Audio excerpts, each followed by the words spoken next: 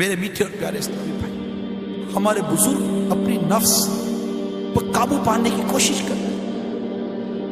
کرتے نہیں کیا کریں اور خود کو جہنم کی آگ سے بچائیں، جہنم کے شعلوں کا تصور باندھتے تھے، مگر ہم ہیں، ہمیں جہنم کے تصورات آتے کتنے، وہ بندہ بھی کتنا عجیب ہے جو یہ جانتا ہے کہ دوزخ سخت ترین عذاب کا مقام ہے، پھر بھی گناہوں کا ارتکاب کرتا ہے، پھر بھی اپنے نفس کا محاسبہ نہیں کرتا، پھر بھی خود کو گناہوں سے بچانے کی کوشش نہیں کرتا، پھر بھی اپنی آنکھوں کی حفاظت کی کوشش نہیں کرتا، پھر بھی اپنے کانوں کی حفاظت کی کوشش نہیں کرتا، ارے پھر بھی غیبتوں پہ غیبت کیے جا رہا ہے، چغلیوں پہ چغلیاں کیے جا رہا ہے، فلموں پہ فلمیں دیکھے جا رہا ہے، گانوں پہ گانے گنگنا ہی جا رہا ہے، سوچتا نہیں؟ ارے کبھی جہنم کے بارے میں سنا بھی ہے، کبھی جہنم کا تصور کیا بھی ہے؟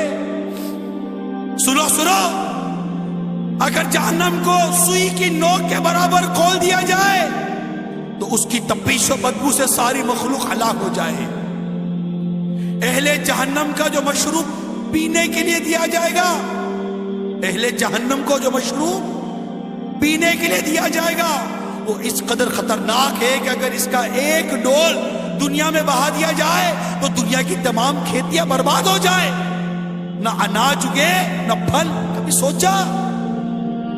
جہنم کا تصور کیا؟ جہنم کے سانپ اور بچھو بے حد خوفناک ہیں، حدیث شریف میں ہے جہنم میں عجمی اونٹوں کی گردن کی مثل بڑے بڑے سانپ ہوں گے جو دوزخیوں کو ڈستے ہوں گے، وہ ایسے زہریلے ہوں گے کہ اگر ایک مرتبہ کاٹ لیں گے تو 40 سال تک ان کے زہر کی تکلیف نہیں جائے گی، اور لگام لگائے ہوئے کھچروں کے برابر بڑے بڑے بچھو جہنمیوں کو ڈنک مارتے رہیں گے، ایک بار ڈنک مارنے کی تکلیف 40 سال تک باقی رہے گی۔ ترمذی کی روایت میں ہے جہنم میں سعود نامی آگ کا ایک پہاڑ ہے جس کی بلندی 70 برس کی راہ ہے، کافر جہنمیوں کو اس پر چڑھایا جائے گا، 70 برس میں وہ اس بلندی پر پہنچیں گے، پھر اوپر سے انہیں گرایا جائے گا، تو 70 برس میں وہ نیچے پہنچیں گے، اسی طرح ان کو عذاب دیا جائے گا۔ جہنم کے ایسے خوفناک عذاب کا تذکرہ سننے کے باوجود بھی جو گناہوں سے باز نہ آئے اس پر واقعی تعجب ہے، جو خیال نہ کرے، سوچے نہیں، بے باکی، ارے بے باکی کیسے بے باکی؟ آخر انسان کو اس دنیا نے کیا دے دیا اور دینا بھی کیا؟ اس کی رنگینیوں میں گم ہے، لوٹ مار میں مصروف ہے، قتل و غارت گری میں مصروف ہے،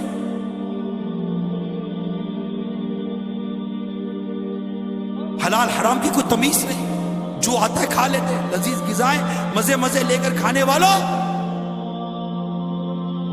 جہنم کی بھیانک غذاؤں کو نہیں بھولنا۔ ترمذی کی روایت میں دوزخیوں پر بھوک مسلط کی جائے گی تو یہ بھوک ان سارے عذابوں کے برابر ہو جائے گی جن میں وہ مبتلا ہیں، وہ فریاد کریں گے تو انہیں زہریلی کانٹے دار گھاس میں سے دیا جائے گا جو نہ موٹا کرے نہ بھوک سے نجات دے، پھر وہ کھانا مانگیں گے تو انہیں پھندا لگنے والا کھانا دیا جائے گا، تو انہیں یاد آئے گا کہ وہ دنیا میں پھندا لگے نیوالے کو پانی سے نگلتے تھے، چنانچہ وہ پانی مانگیں گے تو ان کو لوہے کے زنبور سنسی سے کھولتا ہوا پانی دیا جائے گا، جب وہ ان کے منہ کے قریب ہوگا تو ان کے منہ بھون دے گا، پھر جب ان کے پیٹ میں داخل ہوگا تو ان کے پیٹوں کی ہر چیز کاٹ ڈالے گا۔ ایک اور حدیث پاک میں ہے زقوم یعنی تھوہر جو کہ دوزخیوں کو کھلایا جائے گا کہ ایک قطرہ اگر دنیا پر ٹپک پڑے تو دنیا والوں کے کھانے پینے کی تمام چیزوں کو تلخ بدبودار بنا کر خراب کر دے۔ میٹھے اسلامی بھائی غور کیجیے، جہنم میں ایسے ایسا ہولناک عذاب ہونے کے باوجود آخر انسان گناہوں پر اتنا دلیر کیوں ہے؟ اتنی اس طرح کے واقعات بیان کی جاتے ہیں، حدیثیں بیان کی جاتی ہیں، اتنی ڈرانے والی باتیں بیان کی جاتی ہیں، لیکن نہ جانے کیا ہو گیا ہے ہم کو. جیسے کہ نا وہ ہم نہ سدھریں کی قسم کھائی ہے. آتے بیٹھتے سنتے، بعض اوقات دیکھا گیا ہے بیان میں، بعض اوقات دیکھا گیا، افسوس بھی ہوتا ہے، سر بھی ہلاتے، سر جھکاتے بھی.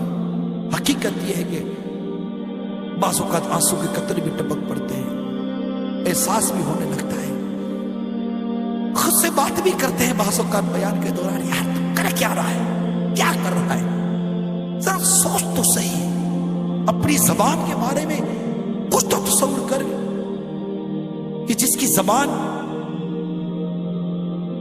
گناہ کرتی کرتی گزر گئی اور وہ بغیر توبہ کیے مر گیا، ایک تصور تو کر. اور اسی زبان سے اگر قیامت کے دن لٹکا دیا گیا، نکال کر لٹکا دیا گیا، زبان سے لٹک رہا ہے، اے تصور تو کرے. جن آنکھوں سے بدنگاہی کی، جہنم کی آگ کی سلائی ان آنکھ میں ڈال کر کھچ سے نکال دی جائے. تصور کرے. ارے جو کم سے کم جو تصور کیا جا سکتا کرے، کیا تصور کریں گے؟ جھڑجھڑی سی آتی ہے، جھٹکا سا لگتا ہے، مگر میں یہ پوچھتا ہوں، یہ جھڑجھڑی، یہ جھٹکا، یہ افسوس، یہ شرمندگی، یہ سر جھکانا، آخر یہ ہماری تبدیلی کا سبب کیوں نہیں بن رہا؟ آخر ہم کب سدھریں گے؟ آخر ہم کب بدلیں گے؟ آخر ہمارے گھروں کا ماحول گناہوں سے پاک کب ہوگا؟ کب ہمارے گھروں میں گانے باجے موسیقی کی آوازیں بند ہوگی؟ کب ہمارے گھروں میں بچوں سے لے کر بڑوں تک سارے کے سارے نمازی بنیں گے؟ ارے کب ہمارے گھر کی عورتیں شرعی پردہ کریں گی، مدنی برقع پہنیں گی؟ کب ہمارے بچے نمازی ہوں گے؟ کب؟ ذرا سوچیے. ارے کب ہمارا روزگار انتہائی حلال اور پاکیزہ روزگار بنے گا؟ کب؟ سوچو. ارے کب فلمیں ڈرامے دیکھنا بند کرو گے؟ سوچو. کب شراب چھوڑو گے؟ سوچو. کب؟ دنیا کی محبت، دنیا کی رنگینی، دنیا کی چاہت، دنیا کا مال دولت، عیش و آرام، شہرت طلب، ارے تو نے منصب بھی کوئی پایا تو کیا، قصر عالی شان بنوایا تو کیا، تو نے منصب بھی کوئی پایا تو کیا، قصر عالی شان بنوایا تو کیا، ایک دن مرنا ہے آخر موت ہے، جو کرنا ہے آخر موت ہے، کر لے جو کرنا ہے آخر موت ہے. ارے کتنی موت کی خبریں سنتے رہتے ہیں. ارے کبھی موت کی خبروں کو سن کر اپنی موت یاد آئی ہے یا نہیں آئی کبھی؟ کہ میں بھی مروں گا کسی دن، میرا بھی پیغام ہو سکتا ہے دنیا میں نشر کیا جائے گا کہ یہ بھی مر گیا، یہ بھی گیا، اس کا ٹائم بھی پورا ہو گیا، فلاں دن فلاں نماز کے بعد اس کا بھی نماز جنازہ ہے. کیسے؟ بس مر گیا. مرنا تو ہے نا. یہی ناز اٹھانے والے منو مٹی تلے قبر میں داب کر آ جائیں گے اکیلے، اندھیرے قبر میں اکیلے ہوں گے. کوئی نہیں آئے گا، کوئی نہیں آئے گا، ماں باپ بھی نہیں ہوں گے، بیوی بچے بھی نہیں ہوں گے، دوست یار بھی نہیں ہوں گے، کوئی بھی نہیں ہوگا. قبر میں مجھے کو تنہا لٹا کر چل دیے ہائے سارے برادر، قبر میں مجھے کو تنہا لٹا کر چل دیے ہائے سارے برادر، دل اندھیرے میں گھبرا رہا ہے، دل اندھیرے میں گھبرا رہا ہے، دل اندھیرے میں گھبرا رہا ہے، مولا دل اندھیرے میں گھبرا رہا ہے، یا خدا تجھ سے میری دعا ہے۔ ان لوگوں میں رہ کر قبر کو بھولنے والا،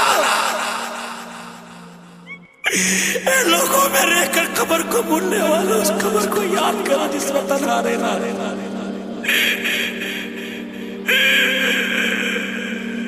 قبر میں مجھ کو تنہا،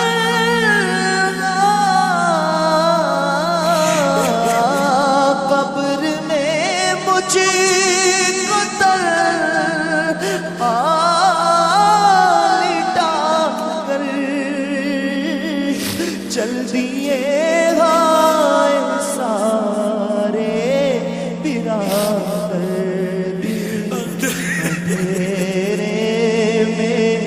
گھبرا رہا ہے،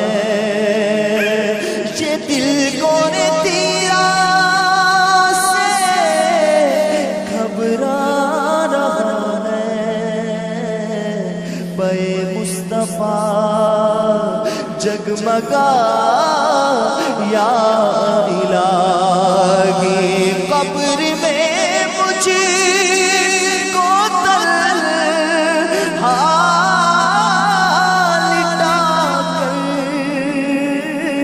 چل دیے ہائے سارے برادر، اندھیرے میں گھبرا رہا ہے، مولا دل اندھیرے میں گھبرا رہا ہے، مولا یہ ہو نہیں سکتا، یہ بتا دو، یہ نہیں ہو سکتا کہ ہماری قبر میں کوئی اور ہوئے گا، ابھی ہوں گے اکیلے۔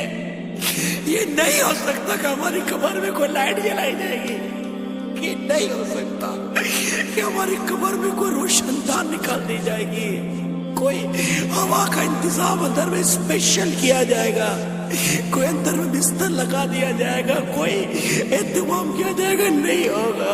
ہمارے کپڑے الماری میں لٹکتے رہ جائیں گے، وہی اندر بڑے رہ جائیں گے، وہی باہر سے کپڑ لا کر پہنا دیں گے، وہی گلا ہوگا، وہی جو سب کے ساتھ ہو رہا ہے وہی ہوگا، کیا ہوگا؟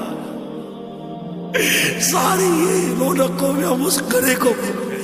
اے کیسے نادان ہے وہ، کیسے نادان ہے۔ میرے کریم نبی نے فرمایا صحابہ، قیامت کے دن جب اہل جنت اہل جہنم سے پوچھیں گے کہ آخر تمہیں کس چیز نے دوزخ میں ڈالا، تو ان کا پہلا جواب یہی ہوگا کہ ہم لوگ نماز نہیں پڑھا کرتے تھے، ہم لوگ اللہ کو سجدے نہیں کرا کرتے تھے۔ حضرت سیدنا عبداللہ بن مسعود رضی اللہ تعالی عنہ سے روایت ہے، آپ کہتے ہیں کہ ہم نے ایک دن حضور علیہ السلام سے پوچھا، آقا ہمیں بتایا جائے کہ اللہ تعالیٰ کو سب سے زیادہ کون سی چیز پسند ہے، اللہ تعالیٰ کو سب سے زیادہ کون سا عمل پسند ہے؟ میرے کریم نبی نے فرمایا صحابی، اللہ تعالیٰ کو سب سے زیادہ جو عمل پسند ہے، محبوب ہے، وہ ہے مقررہ وقت پر نماز با جماعت ادا کرنا۔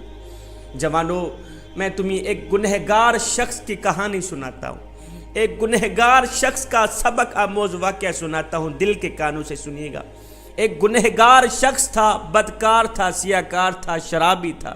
علاقہ جانتا تھا کہ یہ گنہگار ہے، یہ بدکار ہے، یہ سیاکار ہے۔ علاقہ جانتا تھا یہ شخص شرابی ہے۔ زندگی کے دن گزر گئے، یہ گنہگار شخص مر گیا، فوت ہو گیا۔ اس کے انتقال کے بعد جب اس کی قبر کھودی گئی، لوگ دیکھ کر حیران رہ گئے کہ اس کی قبر میں نور ہی نور تھا، روشنی ہی روشنی تھی۔ گلاب کے پھول اگے ہوئے تھے جن کی خوشبو سے قبر میں عطر پھیلا ہوا تھا۔ ایسا لگتا تھا جیسا کہ جنت کی کھڑکی کھول دی گئی ہو، جنت سے ٹھنڈی ٹھنڈی ہوائیں چل رہی ہوں، خوشبو آ رہی ہو۔ لوگ دیکھ کر حیران رہ گئے کہ یہ تو گنہگار تھا، یہ تو بدکار تھا، یہ تو شرابی تھا، پھر قبر میں روشنی کہاں سے آ گئی؟ قبر میں خوشبو کہاں سے آ گئی؟ ٹھنڈی ٹھنڈی ہوا کہاں سے آ گئی؟ خیر، اس گنہگار شخص کی تدفین کی گئی۔ تدفین کرنے کے بعد لوگ اس گنہگار شخص کی بیوی کے پاس گئے، پوچھا، مائی آخر تیرا شوہر کون سا ایسا عمل کیا کرتا تھا جس عمل کی وجہ سے آج اس کی قبر میں نور ہی نور تھا؟ گلاب کے پھول اگے ہوئے تھے جن کی خوشبو سے قبر میں عطر پھیلا ہوا تھا، اور تیرا شوہر تو شرابی تھا، شرابی تھا، اس کی قبر میں روشنی کہاں سے آ گئی؟ بیوی نے کہا، بھائی میرا شوہر واقع گنہگار تھا، بدکار تھا، وہ شرابی تھا، پر اس کے ایک عمل ایسا تھا جو اس کی بخشش کا ذریعہ بن گئے۔ میں یقین سے کہتی ہوں وہی عمل میرے شوہر کی بخشش کا ذریعہ بن گیا ہوگا۔ لوگوں نے پوچھا وہ کون سا ایسا خاص عمل تھا؟ تو اس کی بیوی نے کہا وہ عمل یہ تھا کہ جب فجر کی اذان آتی تھی، فجر کی اذان سن کر میرا شوہر کیا کرتا؟ میرا ایک بچہ تھا جس کی عمر 4 سے 5 سال کی تھی۔ میرا شوہر اپنے بچے کو اٹھاتا، بیٹے اٹھو، خود بھی وضو کرتا، اپنے بچے کو بھی وضو کراتا، وضو کرانے کے بعد اس کی انگل پکڑ کے یہ کہتے ہوئے مسجد کی طرف چلا جاتا، بیٹے آؤ جس مالک کا کھاتے ہیں اس کے گیت گانے چلے، آؤ بیٹا جس مالک کو ساری کائنات سجدہ کر رہی، چرند پرند انسان حیوان ساری کائنات اس وقت جس کریم رب کے آگے جھکی ہوئی ہے، آؤ اس کریم رب کے آگے جھکنے جائیں، اس کریم رب کو سجدہ کرنے جائیں، آؤ بیٹے نماز پڑھنے جائیں۔ ہو سکتا ہے 5 سال کا بچہ تھا، 5 سال کے بچے کو یہ کہتا، بیٹے ہو سکتا ہے یہ نماز ہماری زندگی کی آخری نماز، بیٹا ہو سکتا ہے یہ اذان ہماری زندگی کی آخری اذان، بیٹا ہو سکتا ہے میرا اللہ آخری بار ہمیں بلاوا دے رہا ہو، آخری بار نماز پڑھنے کا موقع دے رہا ہو۔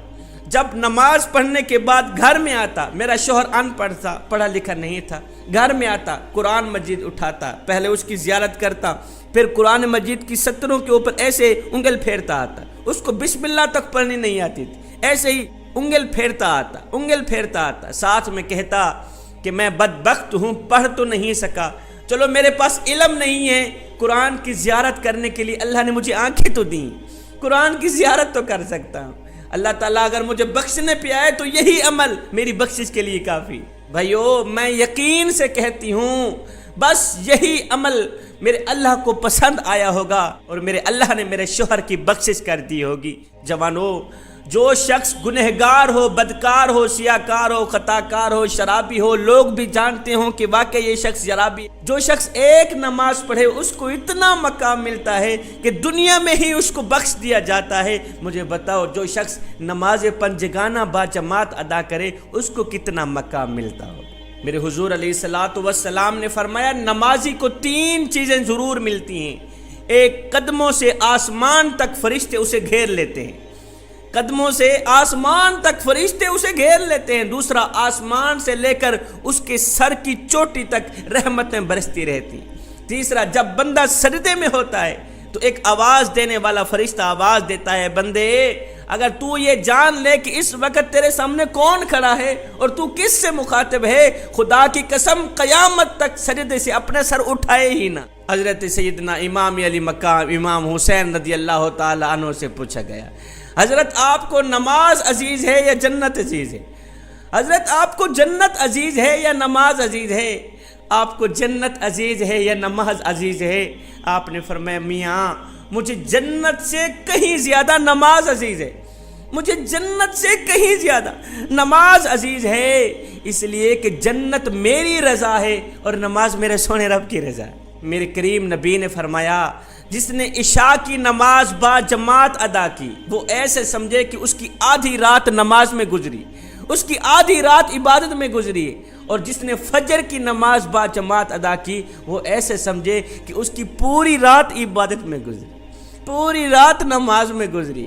حضرت سیدنا علی المرتضیٰ شیر خدا کرم اللہ وجہ الکریم سے پوچھا گیا، حضرت کافر اور مسلمان کے درمیان فرق کیا ہے؟ کافر اور مسلمان کے درمیان فرق کیا ہے؟ حضرت علی نے فرمایا میاں کافر اور مسلمان کے درمیان فرق صرف نماز کا ہے۔ مسلمان نماز پڑھتا ہے اس لیے وہ مومن ہے، اس لیے وہ مسلمان ہے، کافر نماز نہیں پڑھتا اس لیے وہ کافر ہے۔ صحابہ کے دور میں یہ تھا کہ جو فجر کی نماز نہیں پڑھا کرتا تھا، جو عشاء کی نماز نہیں پڑھا کرتا تھا، صحابہ کہتے تھے یہ تو ہے ہی منافق۔ بندہ مومن ہو فجر کی نماز چھوڑ دے، بندہ مومن ہو عشاء کی نماز چھوڑ دے۔ اگر آج ہمارے اس دور میں صحابہ ہوتے تو کیا خیال ہے ہمیں مسلمان کہتے کہ ہم نے تو 5 نمازیں ترک کر دی۔ نماز دین کا ستون ہے جوانو، نماز میرے کریم نبی کی آنکھوں کی ٹھنڈک ہے۔ جس شخص کے اندر نماز ہے اس کے اندر سب کچھ ہے، جس کے اندر نماز نہیں ہے اس کے اندر کچھ بھی نہیں ہے۔ میرے کریم نبی نے فرمایا جو شخص 5 وقت کی نماز با جماعت ادا کرتا ہے، اس جمعے سے لے کر اگلے جمعے تک درمیان کے جتنے بھی گناہ ہیں، یہ 8 دنوں کی نماز ان تمام گناہوں کا کفارہ ہے۔ جوانو اگر تم بے حیائی سے بچنا چاہتے ہو، اگر تم برائی سے بچنا چاہتے ہو، اگر تم قتل و غارت سے بچنا چاہتے ہو، اگر تم گنڈا گردی سے بچنا چاہتے ہو، اگر تم شراب نوشی سے بچنا چاہتے ہو تو سنو میاں، بے حیائی کا علاج صرف نماز ہے، برائی کا علاج صرف نماز ہے، قتل و غارت کا علاج صرف نماز ہے، شراب نوشی کا علاج صرف نماز ہے۔